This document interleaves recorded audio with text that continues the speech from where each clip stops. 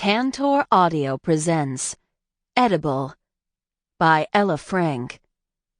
Narrated by MacKenzie Cartwright. Prologue. Past. "Let go!" Rachel demanded, trying to free herself from Ben's punishing grip around her upper arm.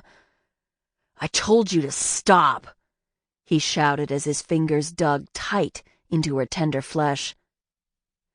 "That's going to leave a mark," she thought with a grimace. Spinning around to face him, Rachel glared up into her boyfriend's irate eyes. "And I told you not to touch me when you're angry." Ben hauled her in close, and Rachel knew whatever was about to happen wouldn't be good. 20 minutes earlier, he'd come home in a foul mood. That usually equaled a painful evening in the bedroom for her, but not tonight. Tonight, she was done. "I'll touch you whenever I want to touch you. You got that?" he sneered down at her. Rachel narrowed her eyes and yanked on her arm again. Instead of letting go, he reached up, gripped the other one, and pushed her back against the living room wall. She hit it so hard that her teeth clattered, and she could have sworn the bookcase beside her shook. "You're mine, remember? You do what I say." Staring up at him, Rachel knew she was risking his wrath, but she could no longer stay silent. "Not anymore. You're leaving. Pack up your shit, Ben, and get out of my place. I'm sick of being your punching bag." What happened after that blurred into slow motion. Rachel saw him raise his hand, and before she could move her face, his large palm connected with her cheek, the brutal force of it resounding in a loud crack. Her face felt like someone had lit it up with a blowtorch. As she reached up to grip her cheek, a throbbing ache ricocheted in her skull. When she heard the front door crash open, Rachel turned her head against the wall, squinting because of the light shining in from behind the person now standing in the doorway. "Take your hands off of her!" Rachel recognized her father's voice, but it was filled with a cold anger that she had never heard before. Ben took one step away from her, and her father was instantly on him. Sliding back against the wall, she crumpled to the floor. Through a rapidly swelling eye, she watched while her father punched Ben in the face before he repeatedly landed blows to his gut. When her father finally let up, Ben pulled himself up to his feet and ran from the house, yelling about what a bitch she was and how she had to have her daddy save her. Crouching down in front of her, her father reached out to gently cup her cheek. "What are you doing, baby girl? This is not love." Looking up at him, Rachel saw the grim line of his mouth and noticed his hair falling forward. She absent-mindedly thought about how Mason had inherited their father's dark looks. "No man should ever hit you, Rach. Ever." He reached down and helped her to her feet. Wrapping a solid arm around her waist, he guided her as she staggered to the sink. He wet a paper towel and then dabbed at the cut on her cheek. With a quivering lip, Rachel blinked up at him as tears pooled in her eyes. "Please don't tell Mace or Mom." Her father held her in his arms and softly spoke into her ear. "I won't, as long as you don't tell them I beat the shit out of him." Chuckling a little, she kissed his cheek. "I promise," she whispered.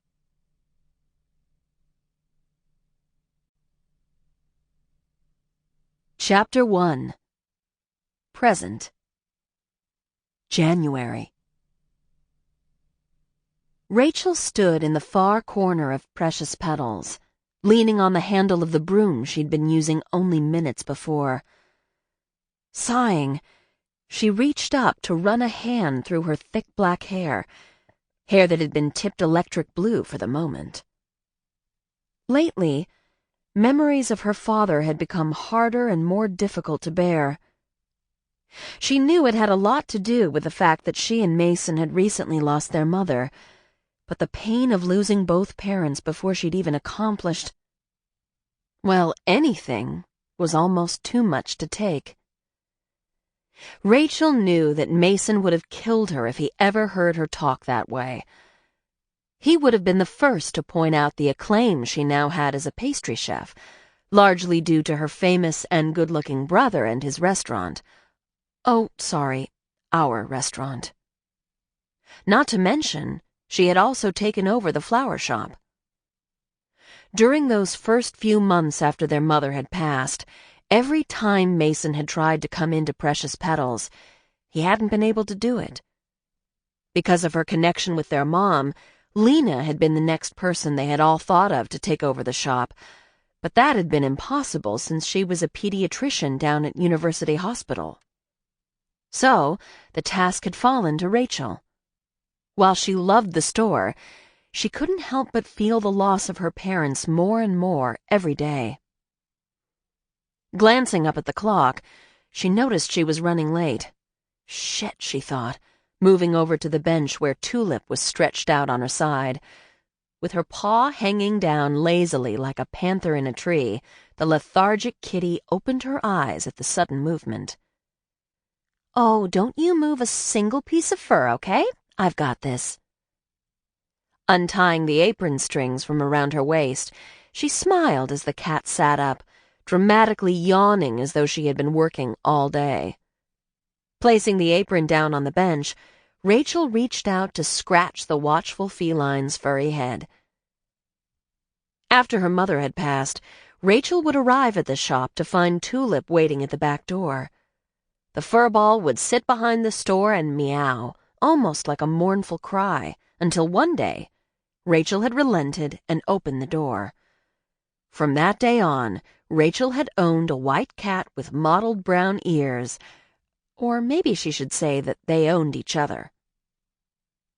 Rushing around the counter, Rachel grabbed the burlap bag she'd thrown under there earlier this morning, and then she made her way to the front door, the bells jingling overhead as she passed through. Turning to lock up, she reminded herself of how much her mother had loved this place. Lately, it had felt like the memory was becoming too much to handle, and she wasn't sure she could continue burning both ends of the candle, spending days at the shop and nights at Exquisite. She was tired and starting to feel burned out. Recently, she'd been running the scenario through her head to hire some help, but she'd yet to mention it to her brother. He was busy enough these days with the restaurant and his recent marriage. He didn't need her whining in his ear. No, this is something I can work out on my own, she thought, as she turned and started a brisk walk to the station to catch the L downtown. Looking out his large office window, Cole leaned back in his leather chair with a phone to his ear. "No, I don't care about that, Becky. All I asked was for her to have the best. Is that such a difficult thing to deliver? Because if it is, I can go elsewhere." Raising his left arm, he glanced at his watch. Shit, I'm running late, he thought as he stood up from the chair. Leaning down, he signed the documents he'd read through earlier. He dropped the pen on the desk, straightened, and shook his head. "You know what? If things don't improve this month, I'm coming up there to get her myself. Now I have to go. Fix the issue."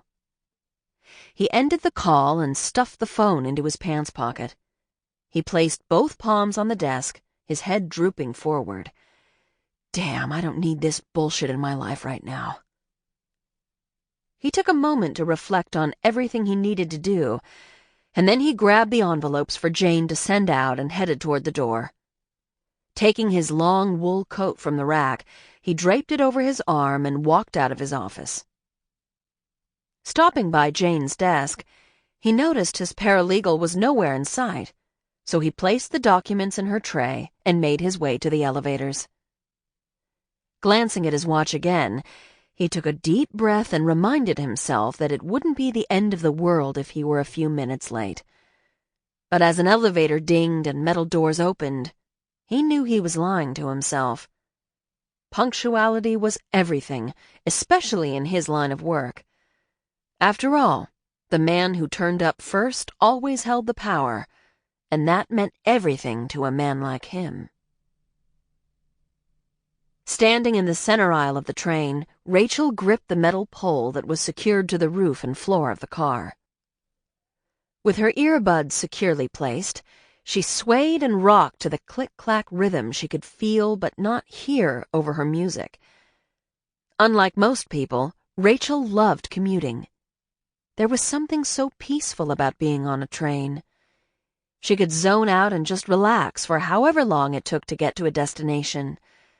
She was also inclined to people-watch, and there was always a buffet of the unusual, ranging from the ordinary to the extraordinary, on the L.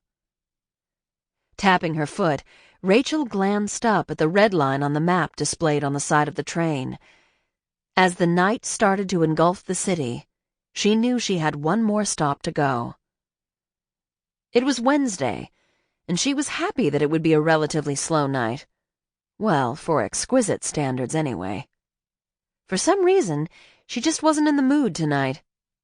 If anything, she'd probably be better off going to the club and spending some time with the bartender, Riley. As the train heaved to a slow stop, Rachel waited for the heavy metal doors to slide open, and then she, along with around 30 other commuters, piled out of the narrow doorway. Making her way onto the platform, she stuffed her hands into her blue wool coat, her arm clutching her bag to her side. With her earbuds still firmly in, the hustle and bustle were currently being drowned out by Pink's latest release. Eyes down, she watched the pavement as she began exiting the station's tunnel, moving farther away from the train.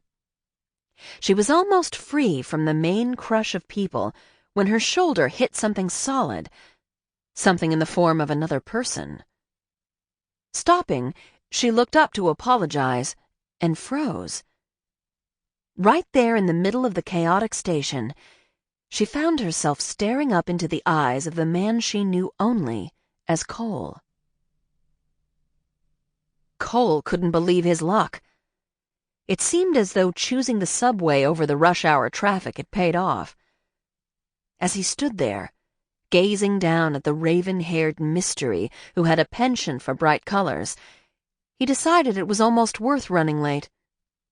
Of all the people he could have run into in the city, running into her seemed somehow fitting, especially since he'd thought about her just the other day. She was intriguing to him on so many levels. He'd seen her only a handful of times, twice at Whipped, and once again at her brother's Halloween party, which Joshua had invited him to. Oh, she didn't know this would be their fourth crossing, but he did, and this time, she was not getting away so easily. The first night he had seen her was when she had walked into the club in a short leather miniskirt. Cole had been convinced that if she were to cough, he would have caught a glimpse of everything she had to offer. She'd paired the skirt with a black leather bra and stiletto heels that could maim, and that had been it. He remembered it perfectly as though it had happened last night and not months before. He was sitting in one of the side booths, watching her as she stood there, fidgeting. He was contemplating the best way to approach her and persuade her to be his, well, for the night anyway. However, as he sat there in quiet consideration, sizing up the woman who somehow caught everyone's attention, he was shocked as hell when she walked over to the bar, sat down, and greeted Riley, a man everyone knew was a complete slut. In other words, he would do anything he was told, and he was not picky about who told him to do it. That was not the shocking part, though. What perplexed Cole was how he had misread her. Usually, he was much more astute than that, much more accurate in the people he was drawn to, but it was not that way with her. He had pegged her as softer and more subdued in nature. She had presented herself that way with her nervousness, which was apparent by her fidgeting. Yet, the minute Riley was in front of her, those bare shoulders straightened as that wickedly tattooed spine stiffened, and Cole was officially intrigued. "Excuse me," she mumbled, brushing past him. She was pretending she had no clue who he was. Shaking his head, Cole rounded on his feet to follow her, forgetting all about catching the train. The woman certainly has a love of leather. From under her bright blue coat, he could see tight black leather pants molded to her thighs and calves before they stopped just above her ankle bone. Her dark hair was shifting against the blue wool as she walked, and he found himself staring at the tips of her hair that were currently the same shade as her coat. She seemed to feel his eyes on her. Hell, that's not surprising since I can't tear them away. Because she stopped when she reached a small clearing. She quickly moved to the side, spinning on her black flats to face him. Bracing himself, Cole stuffed his hands into his own wool coat and waited. Oh yeah, here we go. Bring it on. Rachel hit pause on her music, removed the earbuds, and turned to tell Cole yet again, thanks but no thanks. That was the plan, anyway, until she looked up and locked eyes with his hazel ones. And then all her thoughts left her brain. What is it about this guy? She'd only seen him a couple of times, and in each of those moments, she had felt such a pull to him that she had tucked tail and run, much like she wanted to do right now. Maybe it was because he was always so put together, and now was certainly no exception. Dressed in a long, black, perfectly tailored wool coat, with what she could only assume was an equally expensive suit of some kind underneath, he projected cool, calm sophistication. He exuded confidence. "Are you stalking me now?" Rachel flippantly asked with a forced smile. She watched as he lifted his hands and pushed them into his coat pockets, drawing her eyes down his tall body. Damn, even his shoes are shiny. "Not at all," he replied, his voice deep and his words clipped. He was a man who said exactly what he thought. Stalking would imply premeditation. This was more a spur-of-the-moment decision. "To follow me?" she clarified. He nodded once in assent as she noticed his serious mouth tilt at the corner. "Yes, to follow you." Rachel finally allowed her eyes to move over him. Yes, okay, he really is incredibly hot. Most would call him handsome or attractive, but as she stood there, looking up into his eyes, the blazing heat she saw staring back at her screamed one thing: hot, sizzling, scorching, set you on fire hot. Determined to end this and forget about the dirty blonde hair, the hot hazel eyes, and the perfectly tailored suit, Rachel ordered herself to relax and move on. "That's just ridiculous." "Not really," he pointed out. "Trust me, I've met stalkers, and this is not stalking." Rolling her eyes at the absurdity of the conversation, Rachel internally slapped herself. She knew he wasn't stalking her, but she couldn't make her stupid brain think anything else. He had rendered her mute, which was currently annoying the shit out of her. When he stepped closer, Rachel also found that he had the superpower to freeze her where she stood because she was suddenly incapable of moving. She stood still, entranced as he removed a hand from his pocket, reached out, and touched a blue strand of hair that was blowing by her cheek. "You look different outside of work," he observed. Rachel frowned as she tilted her head to the side. "I've never seen you at Exquisite while I've been working." He moved, taking one more step toward her, so they were almost touching. As he leaned down slightly, he replied, "No, not there." Blinking up at him, Rachel shook her head. "Well, you must have mistaken me for someone else, because I know I have never seen you in the flower shop." Right there in the middle of the damn train station, she could feel her breathing accelerate, and she was starting to think this guy was weaving spells. He lowered his face another inch closer to hers. No, not there either. For one insane and anticipatory moment, Rachel thought he was going to kiss her. God help me, I want him to. However, at the last moment, he moved his head to the side, so when he turned, his mouth intimately brushed her ear, causing a shiver to run straight up Rachel's spine. "I mean, at the place where you put on a uniform and play a part. I mean, at Whipped." Rachel slowly turned her head, narrowing her eyes at the man who was now an inch from her face. How is he making the crowded tunnel feel as though it is emptied out and we're the only two standing here? "Excuse me?" were the only words Rachel could seem to find and project. "You see, Rachel—" Oh, God, the way my name sounds rolling off his tongue and slipping past those seriously lickable lips. "The coat is a nice touch, but I'm sure if you took it off and threw a few stern words around, then maybe, just maybe, Riley would recognize you." Now that, coming from his mouth, reminded her of exactly who he was and how he knew her. Rachel got her ass in gear and took a step back, squaring her shoulders. "Well, as lovely as this has been, I'm already running late." She turned, ready to walk away with her dignity still somewhat intact, when his parting line reached her ears and made her blood boil. "Yes, tardiness is really not something to be proud of. It shows such a lack of dedication to your destination." Twirling on the ball of her foot, Rachel took a step back toward the arrogant, infuriating wall of a man and tilted up her chin to him in a way that told him she was not running or backing down. "As far as I'm aware, I didn't ask you to give an opinion." Those calculating eyes focused on her as he dipped his head, acknowledging her response.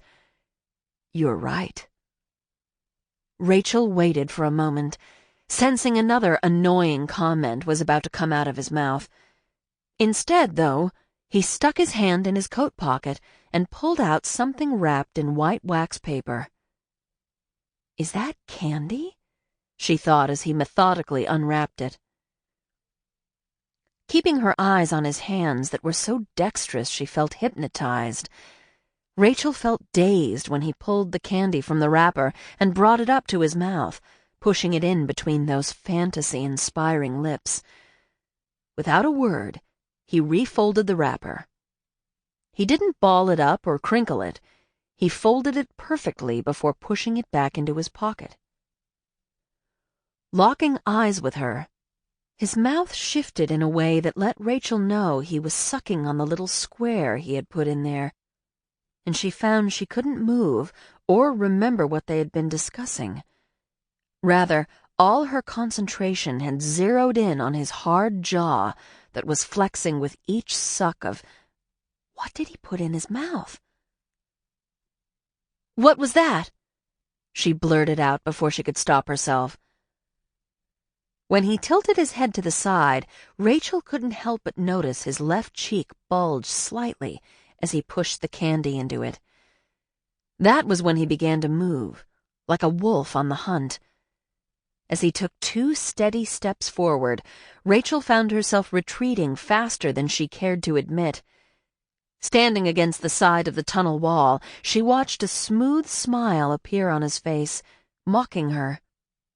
He should have looked ridiculous, standing there in the subway walkway with candy shoved in his mouth, but no, he appeared to be the furthest thing from ridiculous that she could think of. Sinful was what popped into her head, as if she needed the adjective to describe what her body was already screaming. The other thing her body and brain were in agreement on was run. Run far, far away. "Would you like a taste, Rachel?" Gripping her bag tightly, she refused to cower. She took a deep breath and lifted up her chin to look him directly in the eye. There was no way she would let him intimidate her, and that was exactly what he was trying to do. Catch me off guard? Get me to lower my defenses? I don't think so. "And if I said yes?" "If you say yes, I'm going to have a hard time not pushing my tongue between those brazen fucking lips," was what Cole wanted to say as he looked down at the feisty woman in the tight leather pants. Cole rolled the sugary confection across his tongue, moving it to the other side of his mouth, as he watched her eyes zero in on his lips. It was hard to believe it was rush hour downtown right now because, as far as he was concerned, the only other person in existence was the enigma who was Rachel. So let's test a theory. Cole took the final step he needed. His coat was now brushing hers, and his shiny black Ferragamos were toe-to-toe with her black flats. Will she be brave, or will she run? He wasn't usually a betting man unless poker counted, and he was pretty fucking good at that now. But if he were to place a bet, he'd bet that she would run.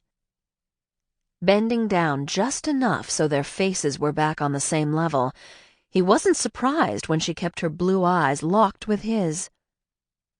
Let's see if I can rattle that composure. "If you say yes, I'll give you my tongue to suck on, and you can take a guess at what it is." Cole had to admit that with the way her eyes automatically moved to his mouth, she provoked the devil in him. So, of course, he moistened his bottom lip with the tip of his tongue, and he took immense delight in seeing the shiver that she couldn't seem to control. "So, Rachel, would you like that taste?" Is he serious? Rachel thought as she stood with her back pressed to the tiled tunnel wall. This was why she had been deliberately avoiding one-on-one time with him. She knew he was potent, and God help her, as she stood there in the crowded tunnel, she wanted his tongue in her mouth. As romantic as that proposition is, she started before being cut off. It wasn't supposed to be romantic. Swallowing once, Rachel tried to compose herself before continuing. Then, what was it supposed to be? Standing up to his full height, which had to be around 6'4", he placed his hands behind his back. Once again his cheeks moved, and his damn lips pursed as he sucked on the candy. He then seemed to push it to the right side of his mouth. Rachel felt like she was being seduced by a piece of candy and a set of smart-ass lips.